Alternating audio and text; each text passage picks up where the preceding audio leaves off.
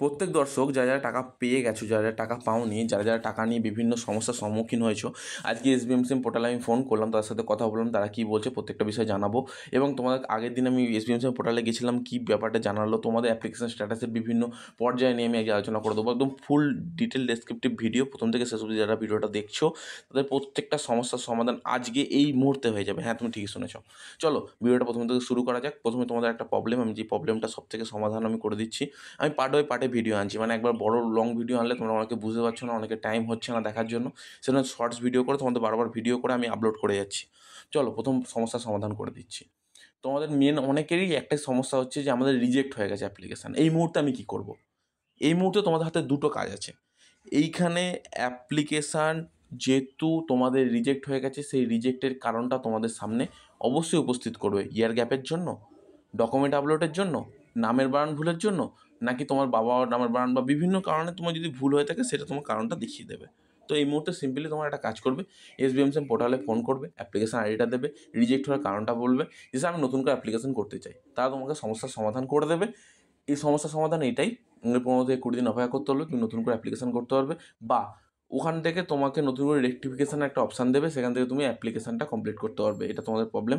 Second problem, sir আমাদের application HY থেকে submitted দেখাচ্ছে, অ্যাপ্লিকেশান অ্যাপ্রুভ থেকে সাবমিটেড দেখাচ্ছে।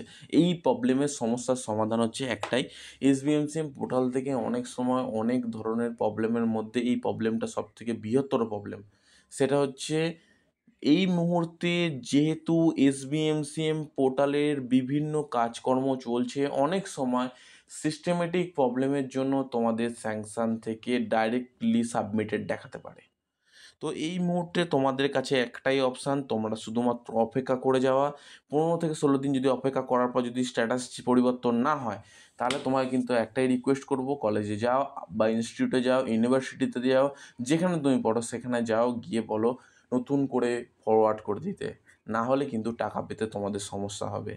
থার্ড প্রবলেম, আমাদের ফরওয়ার্ড বাই HY হয়ে আছে অনেক দিন ধরে, আমরা কিন্তু কোনো মতেই টাকা পাচ্ছি না। তো একটা কথা বলি, দেখো এটা কিন্তু থার্ড প্রসেস, একদম ঠিকই শুনেছো, এটা থার্ড প্রসেস বা সেকেন্ড প্রসেসও বলতে পারো অনেক সময়।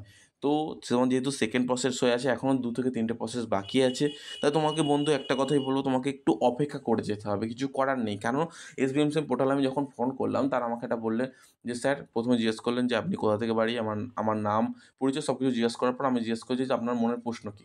আমি প্রত্যেকটা প্রশ্ন জিজ্ঞেস করলাম, প্রত্যেকটা প্রশ্নের একটাই অ্যান্সার দিলেন, দেখুন স্যার, আমাদের এসবিএমসিএম পোর্টাল থেকে টাকা ছাড়ার ব্যবস্থা হয়ে গেছে অলরেডি, অনেকে টাকা পেয়ে গেছে, অনেকে টাকা পাচ্ছে না।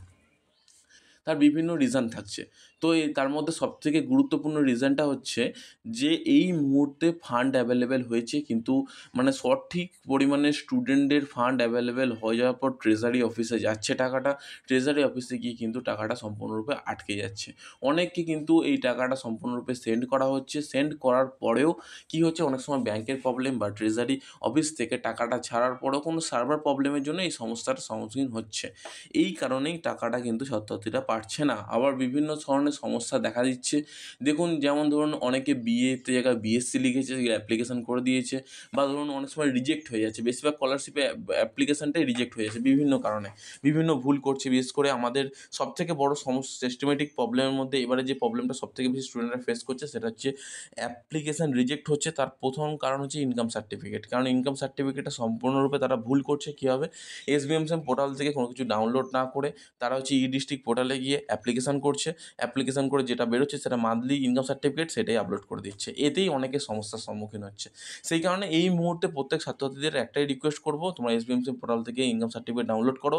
ইনকাম সার্টিফিকেট ডাউনলোড করার পর এই ইনকাম সার্টিফিকেটটা সম্পূর্ণরূপে ফিল আপ করো, ফিল আপ করে ভিডিওতে যাও, ভিডিও গিয়ে সেটা সাইন করিয়ে নিয়ে আপলোড করো।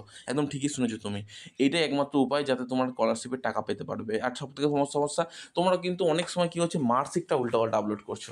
মানে মার্কশিটটা কীরকম আপলোড করছো জানো, তোমাদের মার্কশিট বলা আছে যে তোমার সম্পূর্ণরূপে আপলোড করতে বলা হয়েছে, তোমরা এপিঠ ওপিঠ আপলোড না করে এক পিঠ আপলোড করে দিচ্ছ। এটা তোমাদের সবথেকে বড় সমস্যা, যে সমস্যাটা সবথেকে গুরুত্বপূর্ণ সমস্যা, যে একটা পিঠ আপলোড না করে দুটো পিঠে আপলোড করবে। এবং সেটা হচ্ছে তোমাদের দেখা যাচ্ছে যে তোমার আধার কার্ড থেকে শুরু করে প্রত্যেকটা বিষয় সুন্দরভাবে আপলোড করবে, তবে কিন্তু তোমাদের স্কলারশিপ অ্যাপ্লিকেশানটা সুন্দরভাবে হবে। আর না হলে কিন্তু আদারওয়াইজ তোমাদের রিজেক্ট হয়ে যাওয়ার চান্সটা 100% আছে। একদম ঠিকই শুনেছো।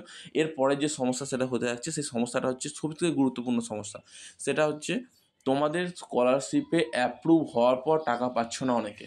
এবার অ্যাপ্রুভ হওয়ার পর অনেকের ক্ষেত্রে রিজেক্ট হয়ে গেছে, বাই মিস্টেক অ্যাপ্রুভ হওয়ার পর রিজেক্ট হয় না, বাই মিস্টেক এটা রিজেক্ট হয়ে গেছে। তো তুমি একটা কাজ করো, তোমার যে রিজেক্ট হওয়ার সেই কারণটা কিন্তু ওখানে উল্লেখ করে দেবে, সেই জায়গাটা সেই কারণটাকে নিয়ে তুমি নতুন করে অ্যাপ্লিকেশান করবে। একদম ঠিকই শুনেছো। এরপরের যে সমস্যা, সবথেকে বৃহত্তর যে সমস্যাটা হয়ে থাকছে, 404 এরর। আমি বলে রাখতে চাই 404 এরর হচ্ছে এমন একটা এরর যেটা সার্ভার মেনটেনেন্স প্রবলেম থেকে হয়ে থাকে। অনেক সময় কী হয়, সার্ভারটা প্রবলেম হয়, সার্ভার ডাউন হয়ে যায়, অনেক বিভিন্ন ধরনের প্রবলেম হতে পারে। তো এইটাই প্রবলেম।